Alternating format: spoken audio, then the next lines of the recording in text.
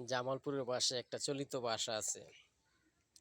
খালাম্মা হালাম্মা কি উডি বানাইছেন, উডি দাঁতরাবাড়ি দেখা যায়, উডির মতো উডি এড্ডা খালি বেড্ডা। মানে জামালপুরের বাসায় উডি যদি পাতলা হয় তাহলে কথা বলে। কিন্তু আমি আপনাদেরকে জামালপুরের বাসা বললাম কেন জানেন? আমি 2 দিন আছে রবিবার, সামনে রবিবার আমি জামালপুর যাচ্ছি।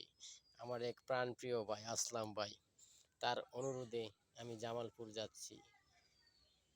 তার একটা কাজ করতে হবে আর্টিস্টের। তবে আমার প্রাণপ্রিয় ভাইটা আসলাম ভাই আমাকে খুব পছন্দ করে, তার জন্য জামালপুর যাওয়া।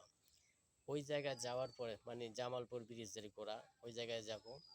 যদি কোনো ভাই ব্রাদার আসতে চান, দেখা করতে চান, আসতে পারেন, ভিডিও বানিয়ে নিয়ে যেতে পারেন।